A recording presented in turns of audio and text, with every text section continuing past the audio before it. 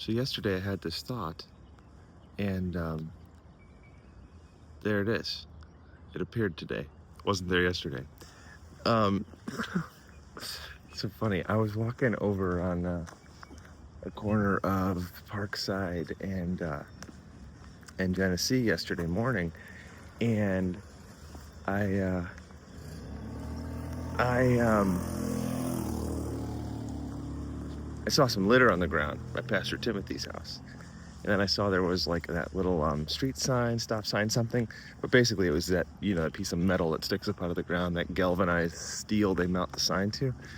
And and I thought to myself, I could probably design a pretty nice garbage can and then just bolt it onto that sign and then just come by like once a week and throw the bag in my garbage. It would probably work out great. And, that way I'm along my walk, I could kind of pick up garbage and dump it into those spots. And it's just so funny because I had that thought yesterday morning, and then this morning, that person that I just pointed out, like that can was not there yesterday. It's a very big red can, um, but that garbage can was just sitting there, and it says, cans only. But still, I just think that that's a hilarious little miracle and answer to prayer. Um, like not even an answer to prayer, it's like an answer to thought. I didn't even pray for it. And well, I think, but you do pray for that. Like that's the whole thing, is that your thoughts are prayers. I think if we could understand that our thoughts are prayers, um just like what are you praying about, or who you're praying to, or whatever, um like what is praying, it's comparing, it's sifting, like if somebody says the word worry. The word worry goes back to this idea of kind of like counting out your beans, like like worrying over your beans is that you're counting them out and organizing them into piles. Like like it's the process of worrying. Um, and it's kind of what we do. We take like stock of stuff that way in our thoughts, and we're kind of counting beans out in our minds passively, um, and always driven by the sense of like lack and a missing piece. And that's funny. Um, and and yeah, so you worry in your thoughts, but I think that's also a prayer. And I think like when you start hoping in your thoughts, that's a better kind of prayer. And when you start dreaming and being creative in your thoughts, that's actually probably even more of a constructive prayer than any of us really realize, based off of the biblical invitation of come, let us reason together, take things out into the open, think about the stuff that God's given us dominion over, the fact that he's brought us into life union with him, to partner with him, and stuff. And when you start thinking creatively and in terms of like solutions and stuff for the stuff that he's given you, um, you clearly start partnering with him in the purpose that he has for your life. And so that's just cool. And so I think it was funny because like when God partners with you, things just come about so much easier and so much sweeter, um, and so encouraging. It's just so encouraging, and I just don't think we realize how active God is in people's hearts, and how active He is in desiring to use us to bless each other, um, and how there's a unity meant to take place in the Spirit, and we see little previews of that. I think when I'm thinking a constructive thought about the garbage can, and somebody else is thinking the constructive thought about the garbage can, and somebody else puts the garbage can out, and we're all like, yay. I don't know, at least I am. And uh and uh I don't know, it's just stuff like that, like you see stuff like that, um and the idea isn't just to be like, you know crazy about it, and try to make it happen, or get all weird and start wondering, like, did I manifest properly? Should I be trying to manifest something? Um, I think it's way more interesting to um, get captivated in the person of who God is, um, and the way that He's interested in making things happen, and the way He catches your attention, and the way He ministers to you as a person, and like what it does in my heart when I see um, that somebody else put a garbage can out. Like that's like, it means a lot to me, because I can see that this place that I'm praying over and wanting to see thrive um, is being cared for by the people inside of it. Like, that's massively encouraging to me. And for people to see that, and to see that those little seeds are just underneath the soil, that's a really big deal and for me. And that's like a big encouragement. Like, wow, Lord, like that's what's going on in people's hearts. Like, they're thinking about it too. They don't like the garbage on the streets too. Like, I'm not alone in that thought. Like, that's already really encouraging. But also the idea that, like, I love Juliana Norwich. She's like, she felt like the Lord was telling her to pay attention to the details, so I like to do that with these little things. Because, like, the other thing is, like, does God want to bless Warren? Sometimes you get yourself into a spot where you're not reasoning that he wouldn't, but you're just not reasoning that he would. And it's just not happening inside of you. You're thinking about something else. And so little things like that are like affirming, like, oh, that's right. You are desiring to see this place cleaned up. Like those, like I have lots of thoughts. It's kind of like an affirmation. Like, you like that one. You like that one. You like that I want to care for this town.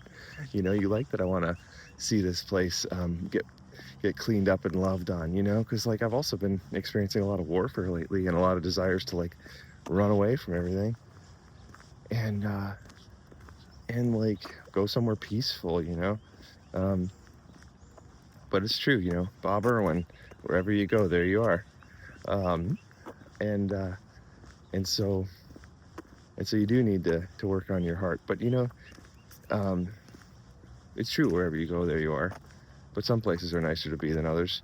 But if you're living in a place that's a little bit harder to be in for you, there's something that you can get refined in terms of gratitude in that place that'll enable you to actually thrive in the other places you might more like and you might more desire to be. And I think that's sometimes how our seasons are marked, those little bits of refinement that give us perspective and wisdom to be able to go into the next one, and that's really the thing from this morning is reminiscing. It's the thing I wrote on my hand under my glove. You can't see it, but it's there, I promise. Reminisce. And the idea is gratitude. I can't even remember how this went this morning. I've been more or less remembering that when I don't feel anxiety, and I don't feel active trouble inside of myself, when I don't feel tension or headaches or some kind of problem in my stomach or some kind of emotional confliction or confusion or disorientation or neurological dysregulation or whatever. I love that. When I don't feel that, I've been learning slowly to recognize that that's God's presence. It's his peace. That's his peace. You see, the chaos is the thing that happens without him. The order is the thing that happens with him. It is that simple. It is that simple. We need to realize that God is substantiating reality. And so we start with all that is coming from him. And then we look at the stuff that fragments his character as the odd man out, instead of just seeing the random positive whatever as the small occurrence of God or something inside of an overarchingly negative scenario. And so as we start learning that we can start seeing like, oh yeah, you are the peace, and the sin is the chaos. It's the disorder. It's the fragmentation of goodness. Divergence versus convergence. And is that actually a real carpet with little knots? Julia's gonna freak out. It's got little knots. I think that's a real live cute carpet. It just needs a good cleaning. But I think it might be a hand woven wool. It's been worked down a lot, but there's two of them. But yeah, so the peace in your heart, it's evidence of God's nearness. Order. Like when you're hiking through a wilderness and you show up on a little prairie that's like the perfect place for you to lay down, and rest. And like that tree trunk that just wraps around you just right. There's no little knot sticking into your back, and it's just perfect. There's a duck. Where did you find water, honey? That might be a wood duck. No, that's a mallard. That's a mallard squawk. Everybody's so happy this morning. It's like a beautiful 50-degree morning. But yeah, that peace, and you just have to begin to see that way. You have to begin to see. You have to begin to see that you're in the heart of God. You have to.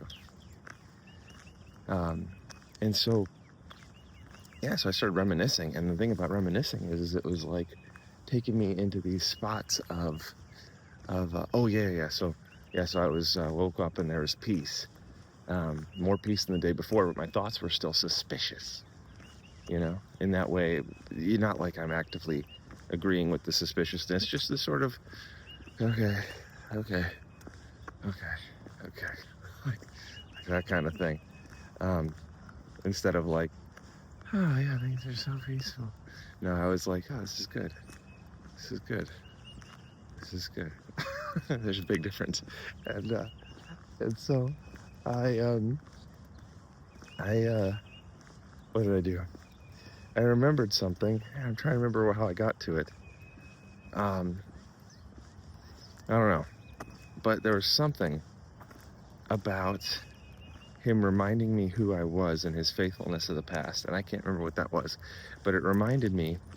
And I started thinking of this time when I think it was 1998 maybe, so I was probably 6 or 7, and we were driving down to Florida, and God was doing a really big thing with my parents, and we knew He was. We knew there needed to be space, there needed to be space, and that space was really hard to come by. You need space to heal, but sometimes, your desire to stay connected to somebody doesn't understand that sometimes space is what you need to heal. And there's this whole study on abandonment melange. That's really fascinating when it comes to that, because it really puts a lot of perspective on. I think a lot of people probably could relate to it, like with insecure attachment stuff. But that's whatever. Like we were driving down, and we needed, and my parents needed a little bit of space, and God used it awesomely. And but there was a lot of fear. And it was a trust fall. It was a taking your hands off and trusting God to move inside of a space that you're not trying to actively, personally lord over and manipulate and control. Like, you're giving it over to the Lord, and it feels really scary, and you feel really irresponsible, and all the other stuff that you're afraid of just comes to the surface. And this was happening for my beautiful mom in 1998, which would have made her 42. I think it would have made her 42 years old. And my sweet 42-year-old mom. And so we're driving down, and the little kid me has no grace for my mom, is mad at her, like frustrated at the worry storm that she's going through, which I now, as I am 33, know all about what my mom was going through in that moment. And I've experienced those exact kind of worry storms and hopelessness storms, fear storms. But little kid me was not having it. And I was like, Mom, trust Jesus. Trust Jesus. God, you serious? What the heck? Don't you see what He's doing? Don't you see that the Rosens were so beautiful to us, and that they loved us, and that they gave us money to do this, and that we're going down? Don't you see the provision of God? Why can't you just relax and enjoy this? We're going to Florida. Like, little kid me, whatever. And so I'm saying this, like, trust Jesus. And as I did, I was like, I was all upset, My mom's not really listening. I'm 6 years old, I think. And And as we start driving down, there's this like blue spray paint on a bridge that just says "Trust Jesus" real big. And my mom sees it. Angela points it out. Natalie points it out. They're like, what? Because it was just right there. And they're like, Mom, look, it actually says the thing that Joey's saying, trust Jesus. And then it captured my mom's attention. And she's like, it actually soothed her. She could see that there was like some like, okay. And I like sulked down in the back, like, I told you we should be trusting Jesus. Garbage. Ruining our nice minivan time. I don't know. And I actually can't remember what car we were going in. It was probably that white Chevy.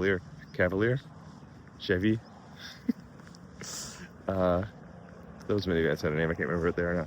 But as we were going, like the conversation between my mom and my sisters continued. And as it did,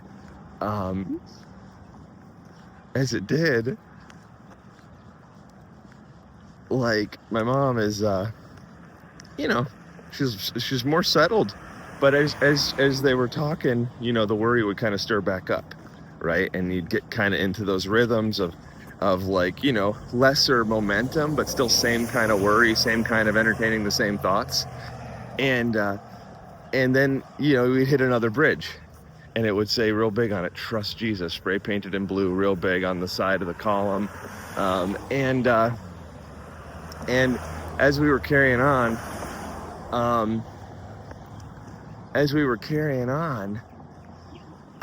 there was just "Trust Jesus" painted on like every bridge on like 77 South all the way to Florida. And it was just this beautiful constant reminder on the way down that God was doing something for my mom. And still, like, that memory hit me this morning, and I found myself reminiscing, and man, it brought me right into this crazy perspective of gratitude. I found myself inside of gratitude. I was like, I didn't recognize it necessarily, but there was something inside of me that was like, whew, like there's history to this moment I'm in. There's a heck of a lot more than me queuing everything up this way or that way. Like, I have history.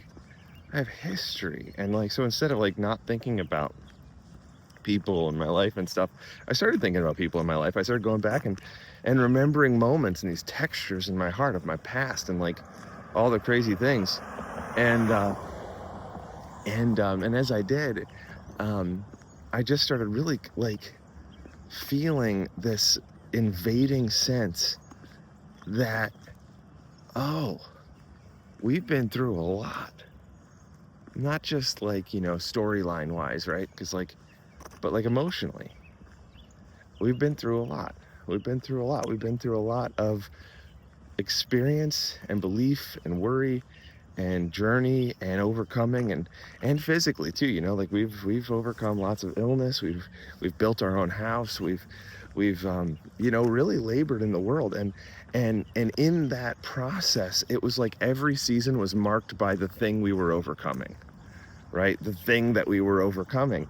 It was like, you get unanchored inside of the piece sometimes because you're like, wait, this whole life that I've been living was always anchored around some enemy that I was attacking, some enemy that I was overcoming, something obstacle that I needed to like gain a skill in, or I needed a new tool for, or I needed like another 6 months for. And it was just always like for years, like my whole life, so often just framed up by whatever that obstacle was. And there was this abiding peace that I had, until I got married. Well, I think that started getting all like that. The ground started getting worked with my whole relationship with Casey between I think 2013 and 2009. 2009 to 2013. That sounds right. Yeah, 4 years. And so there was a lot of stuff that started getting stirred up in me, but yeah, between like 2009, 2017, still, I felt like I kind of had that abiding thing, but there were these moments, like even in that where, there were just, Like that one time I left Tyler's house and was walking down the street and Ben chased after me. Beautiful Ben. And so it's just cool to be able to go through these stories, because it's like you could see that you have this history, you have this context, you have this stuff that you're overcoming. Like you could see that it hasn't always like just been like that you were in a better brain space at some point. It's that you were in like a warlike brain space. You're in like, I'm overcoming this obstacle, I'm overcoming this obstacle. But in the peace, you know, it's like Bob Irwin said again, you know, wherever you go, there you are. And you discover the stuff that you were carrying, the damage. You discover that now you're the one yelling, you're the one making a problem. And you're like, oh, all this time I was so nice in comparison to my enemies and obstacles. But now I'm like actually the one who's disrupting the peace, because I'm afraid. And there's no real reason for me to be afraid like this. But I am afraid like this. And I want to justify it. I want to feel validated for it. I want to understand why I'm feeling afraid when I shouldn't be afraid.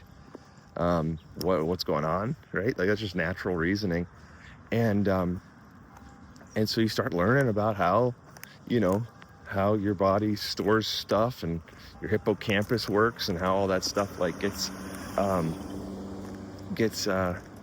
worked through your system, worked out of your system, worked into your system, and then you learn what's healthy for it, you know. And that's this whole concept with going from a soldier to a gardener. It's this idea of moving from David to Solomon, but it's a neurological movement, you know, princely, because as a man thinks in his heart, so he is. And you wash the inside of the cup, the outside too will be clean. And so it's this reality of you know, yeah, you might plant a garden, but it's highly metaphoric, because we're really talking about the garden inside, the war inside, and then how you can kind of work through that to kind of shut down the irrational fears. And so like, you know, this whole reminiscing thing was giving me so much perspective on what I had gone through.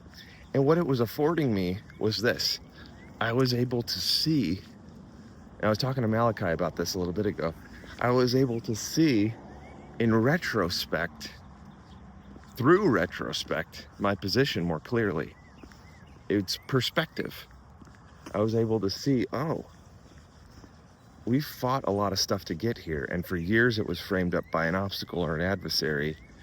And now, which is 1 Kings 4, there was neither adversary nor evil occurrence. Adversary or obstacle, man. Yeah.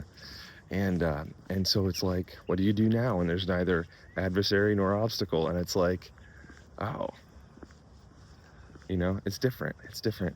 You get to actually just like, yeah, we've been trying to figure this one out. And a lot of times it looks like a beer belly. And that's not quite figuring it out. You know, a lot of times the soldier comes back from the war and gets a beer belly, and he's like, this is what it was. I was working this so I could just get fat and happy. You know, good for you, you know, whatever. But like, there's actually more to that.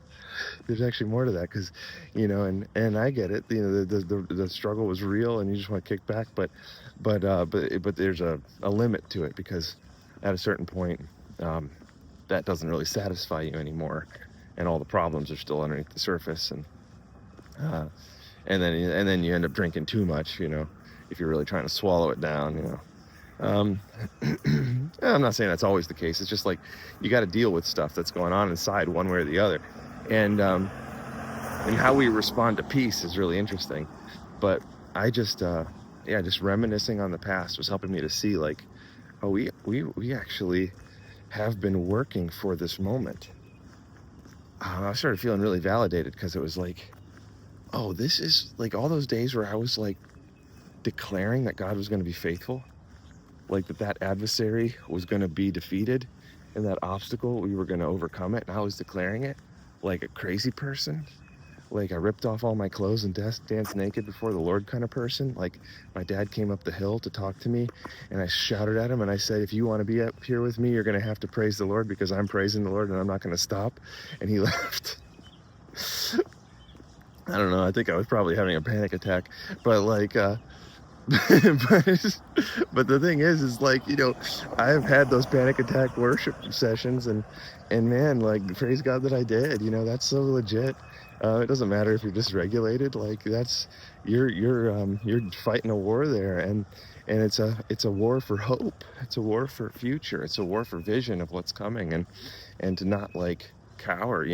My dad always said, you got to know you're going to win. He's been in a lot of physical fights, a lot more than most people you're going to run into, and he's thought about the strategy of it a lot more than most people you're going to run into, and he can speak to it, and he can speak to what it means when you're fighting for your life, physically, and he says, you got to know you're going to win.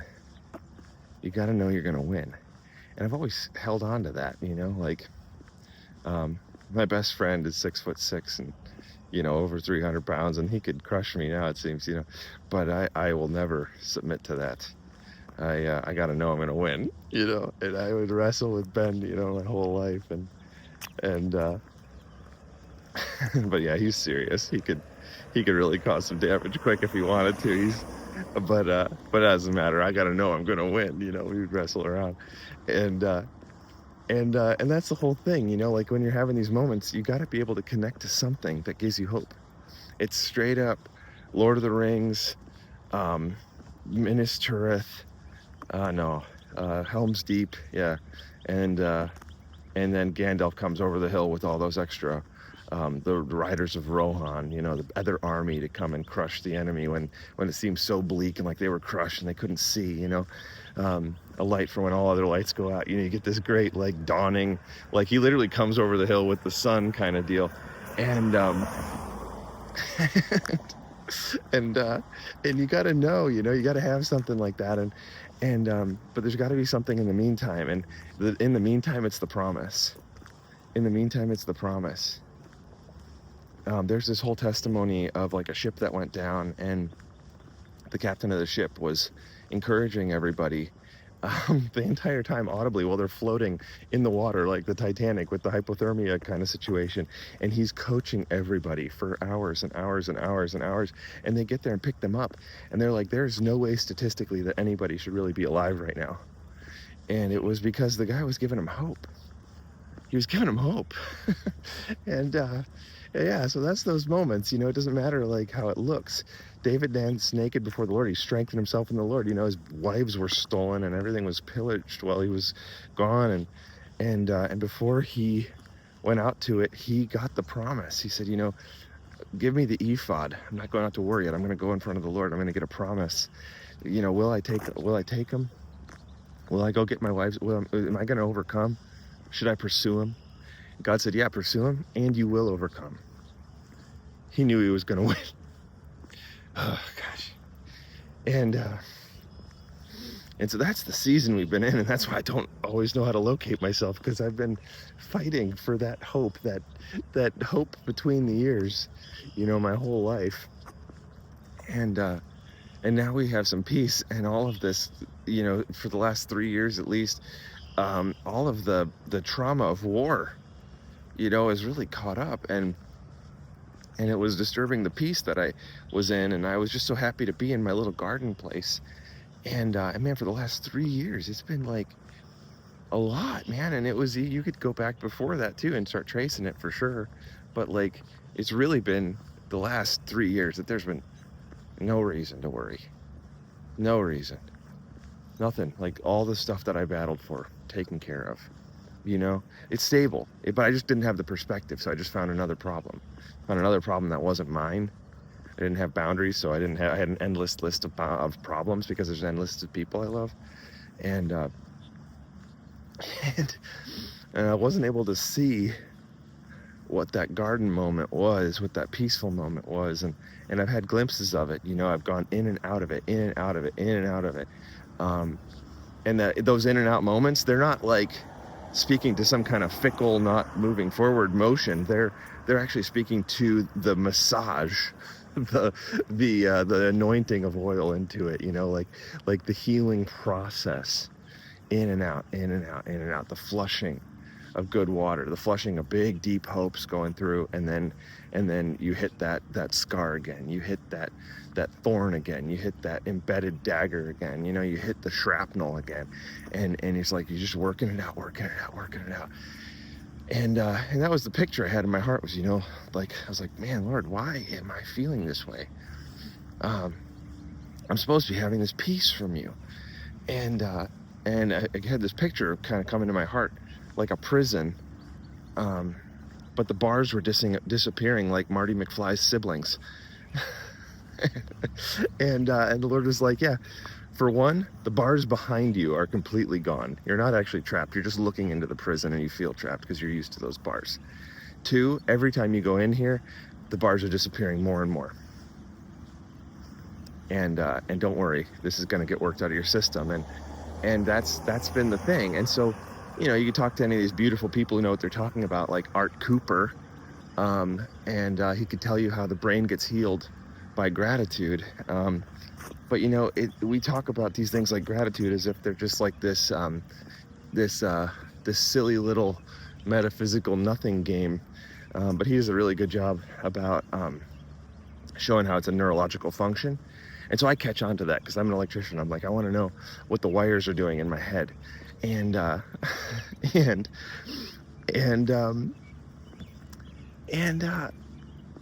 love that neurological reality. And so then I start connecting to what it is actually that's going on. And that's why I'm able to identify this sort of abstract scenario as gratitude, you know? And if you think this is, you know, not that bad, well, you stick with me enough, I'll start telling you about how weird things are weird things. And you're like, how is it that thing? And I'm like, well, because it's this thing. And you're like, but that's not how the word works. And I'm like, but that's how the brain works. And the word is wrong, not the brain.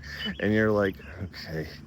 And like, there's too much detail. I'm like, yeah, I'm sorry. I'm trying to survive against an enemy that probably doesn't even exist. Anyway, I'm in this moment and I'm reminiscing, and I'm feeling gratitude to be in the position that I'm in, and it changes everything. It's like, oh, good. The money's solved. The house is solved. Julia's health is solved. My health is solved. My family's safe. The water's fixed. What else? It's springtime. No, they're not going to be cold. All the things that we sowed during the winter and all the vision we gave during the winter where it was so hard, that created the value system to get stuff done. Well, it's warm. And that counts for all the conversations with homeless people. That counts for the emotional winters. That counts for, you know, the insulation in my parents' house. It counts like the stuff that I wanted to get done in the tiny house, like all this other stuff. Like, man, it took a year. It took years. It's taken years. Whatever, man. Like, it's time. We're set up. We don't have to be tripping over, you know, an non-existent enemy between our ears. We can actually start gardening this thing and start experiencing that and enjoying that and stop worrying, stop suffering. And so that's the main thing. It's just that, you know, there's this unnecessary suffering. There's that, Thomas, you believe because you see me. But it was more blessed. It's more blessed for the ones who believe before they see. And if you ad-lib what Dan Moeller said once, because you don't have to go through the hell of not believing until you see. And that's the good news of it all right there, is that we have permission. We have permission. We have permission to believe before we see. We have permission to believe before we see. And that's planting a seed in the ground. And we're planting it in a peaceful place. You know, we could trust God to support that peace. We really don't need to worry as if he's not going to do it again. That's all of what like 1 Chronicles 17 through 22 is all about. Like, God did miracles through David to establish that kingdom. Crazy stuff. 300 guys defeating thousands of guys. Crazy stuff, right? And then He finds himself in the peace, and he finds himself counting his guys, sending people out, counting how many warriors he has, because he's a little bit worried about this other army that this other nation has, and whether or not he's going to be able to win again. Completely lost the testimony of what he went through. And it makes sense, because if you don't reminisce, you forget. If you don't reminisce, you're not going to default to reasoning that God's going to show up and knock out an army of thousands with 300. Even if you're like in a stronger position than you've ever been, things are better than they've ever been. You know, I always think of Bilbo, where he's like, Bilbo Baggins, he's really excited to go to the mountain. And then he leaves the Shire all excited. And then in Mirkwood, he's got a, good morning. In Mirkwood, he's got, he's just, all this crazy stuff happened with the spiders, or is about to happen with the spiders. All the crazy stuff happened with the river, where the big fat guy fell in and fell asleep, and they had to carry the fattest guy in the group through the woods. And because he was asleep now. And so it just made everything 10 times harder. It was like the worst thing that could happen. And so he climbs up this tree to get some perspective. Now they're way along this journey. A lot of stuff has happened, and he can see the mountain that they're heading toward. He can see it. But now that he can see it, it has never felt further away. It's never felt further away. He's closer than he's ever been. He's actually more prepared to get there than he's ever been. He's got more wisdom than he's ever had, but it feels farther away than ever. He didn't feel the momentum of what he had been through, you know? And that's what was going on with David. The kingdom's established, you know, and he's stronger than he's ever been. He's certainly not a shepherd boy anymore. Saul's not trying to kill him anymore. You are so cute. I love starlings. I don't care about invasive species anymore. I've forgiven them, and in fact, I've understood they are not invading. That's ridiculous. They didn't take their flags and their muskets and invade. They are exiles. They've been taken by the Babylonians, us, and introduced as trinkets into our ecosystem. And now they're just trying to figure out how to live as strangers in a strange land. They're like basically prisoners of war. So I don't feel bad about starlings or house sparrows anymore. I just think we need to, you know, as Babylonians, we need to figure out how to, after our hearts are restored into love out of war, we need to learn how to make a healthy environment for these birds to live, solve the problem we started. So we got this. But anyways, yeah, so that's what was going on with David. He lost perspective. He lost the story. And you know, and that's the thing too, is there's a battle over your past. Like when you're afraid, when you're PTSD, when you're triggered, when your limbic system is elevated and your right prefrontal cortex is dropped, your memories aren't easy to get to. That sucks. It really sucks.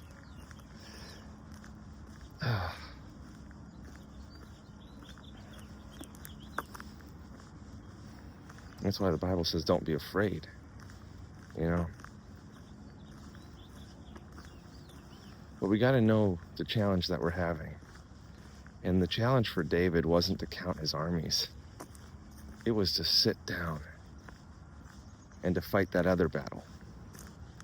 What the heck is happening right now? Who am I? What is going on? What is this reality? Who is God? Is he good? What's happening? What is my story? What is my story that tells of all these things, that actually gives me identity with retrospect? And that's it. I'm gonna go this way a little more. It seems cute. I haven't gone this way in a while, and now I'm fond of it. Fond? Fond. Whatever word I'm saying, mixed with a baby deer, and that little bit of caramelized material on the bottom of a pan after you cook some chicken. Fond. Anyways, yeah, so that's the whole thing, is that I forgot what the past was, and just connecting on that little thing, um, it speaks of a new day. It speaks of a brand spanking new day, a new season, a new time, and it's one that's not framed up by adversary or evil occurrence. It's framed up by doing what Solomon did, man. I know we don't like him because everybody's stupid, but he was right, and he did a good job with it. Um, he illustrates what he was good about, and he illustrates what he was bad about. It's a blessing to look at him no matter what. Um, and that's what was happened. You know, God followed through on what he said he was going to do with Solomon, both in the blessing and in the falling away. God did exactly what he said he was going to do with Solomon.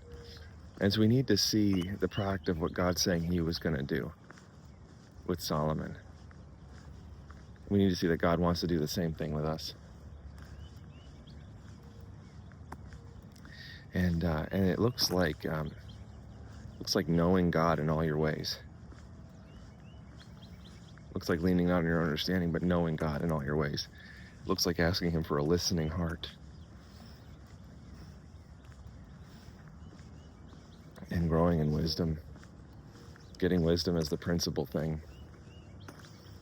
And learning about what's going on. So that wisdom can create, with insight, a stable peace. That can even, take enemy warriors and mend them, clean them up. There was that one really cool guy. I think it was the guy who was funding the temple being rebuilt with Nehemiah. And he was a really big king, maybe Persia or something. And he, when they would go out to war, you know what he would do? He would say, if you surrender now, I will take you behind our line into our camp. I will clean you and I'll give you a meal and you'll be safe here. We'll take care of you. You know how hard it is to keep fighting someone when if you give up, they're going to take care of you and not kill you? That was a brilliant thing to do. And I think we need to learn that kind of grace. And learn that kind of love, and learn how to walk in it. It's already inside of all of our hearts, I believe. It's already what we're hungry for. We just don't feel permission for it because we've been homeschooled in the wrong home and we've got some wrong bad cultures. But yeah, I think that's really the thing, and we can create a stable peace, a powerfully wisely built first internal Jerusalem. And that, of course, as a man thinks in his heart, so he is, and that becomes an external Jerusalem. And we're going to discover all the balance and all the tensions being relieved, in that movement. But that's the gospel. We're not getting out of it, You can't rewrite this one till you pass the buck on to the millennium or whatever. This is about God doing something in your heart right now, and you experiencing peace that surpasses understanding right now. And he's going to alter the world with that. That's his agenda. But what your responsibility is to actually let him go into the eternal place of your heart. Because, right, Solomon wrote in Ecclesiastes 3:11 that eternity is in the hearts of men. Paul wrote, things seen are timely or temporal or inside of the context of time. Things unseen are eternal. So we've got this unseen place inside of our heart, washing the inside of the cup and the outside too will be clean, right? So we got this beautiful thing going on with the gospel where the Lord is establishing Jerusalem, the peace of God in our hearts. Don't worry about anything. I said, pray about everything. Tell God what you need and thank him for all he has done. And the peace of God will guard your hearts and minds as you live in Christ Jesus. So I woke up this morning with my worries, but I was experiencing God's peace because I was living in Christ Jesus. I was experiencing the peace of God guarding me, even though inside of that guarding, I was still suspect to the safety. yeah, I woke up into the peace of God that was guarding me, and it changed the opportunity for me to enter into my day. And I didn't have to enter it into like a war day. I could enter into it like a peace day, on the other side of many accomplishments. And it restored something inside of my identity. It restored something inside of my heart about who I am, where I came from, what we've been through, what we've accomplished, and the faithfulness of God that changed everything the entire time. The miracles that where he used, a handful of soldiers to defeat thousands. I don't have to be worried about whether or not I'm gonna, overcome, just because I'm in a more peaceful time than ever before. And so, yeah, I want to start building like Solomon built. I don't want to live like a man of war if God has given me no adversary or evil occurrence. I don't want to go out looking for trouble. I want to create a strong place that's founded on the firm and trusted stone, which is, it is finished. It's Jesus. It's that I don't have to prove anything. I don't have to do any crazy heavy lifting to earn my identity. I can start from it is finished. I can start from the peace that I'm in, and I can start moving against, or moving forward and through and up and in and build. It's not against, I'm building. I'm actually complementing. I'm connecting with the space that I'm in, and I'm loving it. And I'm seeing that its favorite food is angel food cake with strawberries and whipped cream. And I'm gonna make that so that way its little heart gets delighted and encouraged if it was doleful and sad. You follow that? I'm getting to get to know the things that I'm within that support my life, the garden of my life, and get to love on them. Get to love on them. So that's it. That's it. That's what's going on. Get to love. So, Jesus gave us one new commandment: love. So the greatest commandment is this: love. Paul said, you can do anything you want, really big, good, grand things, but without this one thing, all that stuff adds up to nothing. Without love. And so now we start in the day of peace with gratitude. We start with love. Gratitude leads to love. So Lord, I'm thankful. Oh, and that's the other thing. You don't love first, but he loves you first. That's where you get the love.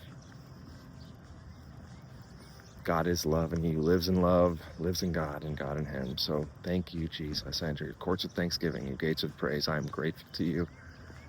You have been there. You've saved me. I love you. And now I've got some love to go on. Some identity to go on. That was it.